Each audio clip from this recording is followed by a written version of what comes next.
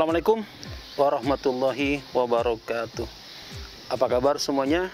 Mudah-mudahan tetap sehat walafiat dan ingat tetap jaga protokol kesehatan.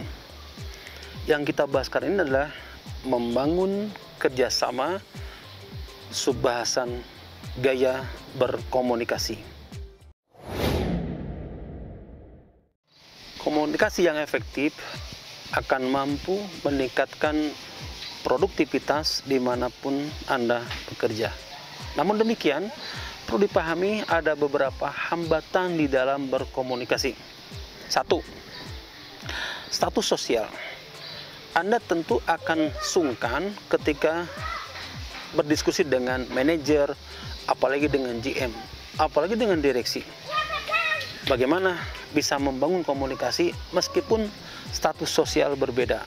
Tentunya punya percaya diri dan punya bahan yang cukup sehingga komunikasi bisa berjalan dengan baik dan lancar. Yang kedua adalah sinyal nonverbal. Ada kalanya bahasa yang kita sampaikan tidak dipahami dan ini harus dijaga, jangan sampai kondisi ini terjadi. Bila terjadi, maka komunikasi tidak akan nyambung dan tidak akan menghasilkan apa yang diharapkan oleh Anda. Dan yang ketiga adalah bahasa. Satu di antaranya, ketika berkomunikasi, jangan sekali-kali ada bahasa jargon. Bahasa jargon adalah bahasa yang dipahami hanya oleh Anda sendiri, sedangkan lawan bicara Anda tidak memahaminya. Itu yang ketiga. Yang keempat adalah mendengarkan. Sebaik-baik berkomunikasi adalah menjadi pendengar yang paling baik. Karena ketika pendengaran kita dipasang dengan sempurna dan baik, maka kita bisa menjawab secara efektif. Dengan demikian tidak akan ada kata berulang dan tentunya akan boros waktu dan juga boros energi. Yang kelima, berprasangka. Kalau ada prasangka yang buruk, dijamin bahwa komunikasi itu tidak akan lancar. Yang ada adalah suudon dan tidak percaya kepada orang lain. Yang keenam, hambatan komunikasi adalah bagaimana hubungan itu bisa dijalin dengan baik. Ketika hubungan tidak ada, maka jangan terlalu banyak berharap bahwa komunikasi bisa lancar dan efektif. Dan yang terakhir adalah emosi. Ketika Anda marah,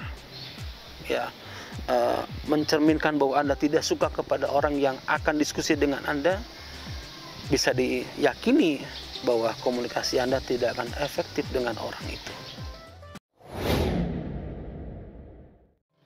Bagaimana supaya komunikasi di dalam kelompok atau organisasi atau di tempat Anda bekerja betul-betul efektif?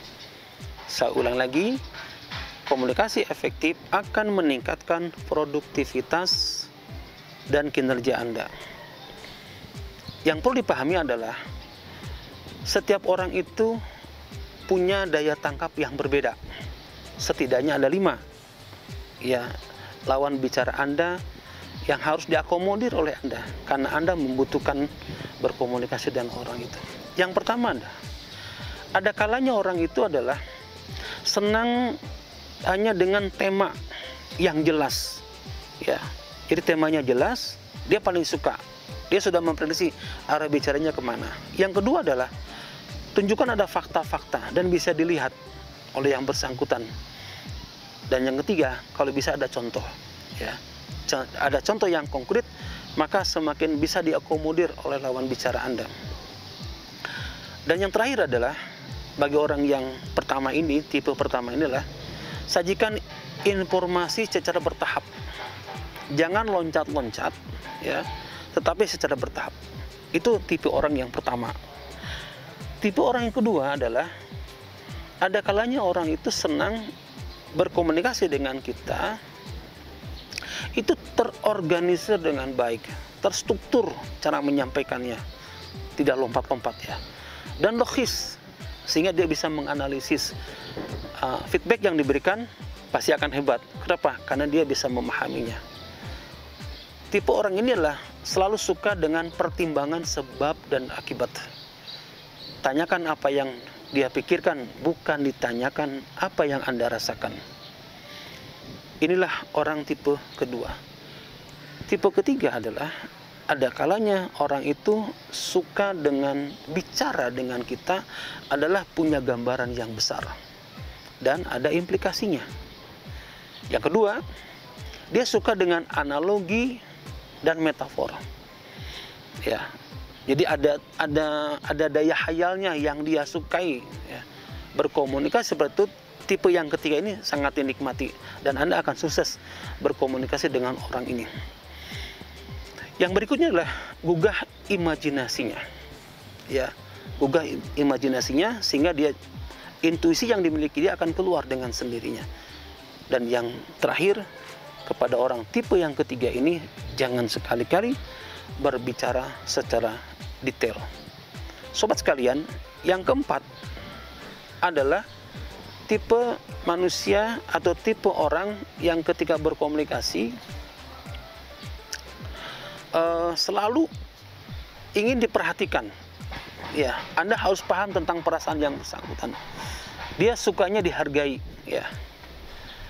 Bicarakan tentang bahwa Anda tuh peduli kepada yang bersangkutan, ya. Bahkan dia sangat menikmati ketika berkomunikasi dengan tipe yang keempat ini. Anda senyum dan pelihara kontak mata. Dan yang terakhir, kepada orang tipe keempat ini, Anda harus mengatakan bahwa saya sependapat dengan apa yang Anda sampaikan. Dan yang paling akhir, yang kelima adalah orangnya tidak suka dengan mencela-mencele, tapi orangnya tipe straight to the point. Ya, itu yang pertama. Yang kedua, dia nggak suka dengan pembahasan yang sangat rumit. Ya, gunakan sedikit kalimat, tapi dia bisa memahaminya. Tanggapi apa yang dia tanyakan, tidak usah melebar ke kanan dan ke kiri, maka semakin Anda memberikan jawaban yang tepat, tidak bertele-tele, itu paling disukai oleh orang tipe ke-5 ini atau tipe yang paling akhir ini.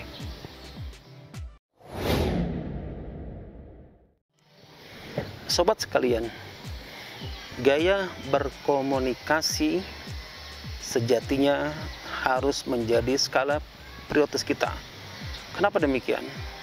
Karena berkomunikasi yang efektif dan kita tahu lawan bicara kita gayanya seperti apa, maka dengan cara demikian akan memudahkan ketika Anda menawarkan bisnis. Tidak bertele-tele. Memang sudah saatnya gaya berkomunikasi dikuasai oleh Anda. Tetap menjaga protokol kesehatan, karena protokol kesehatan adalah menjadi milik kita bersama dan harus dijaga bersama, karena kepentingannya juga serta manfaatnya adalah untuk kita bersama. Assalamualaikum warahmatullahi wabarakatuh.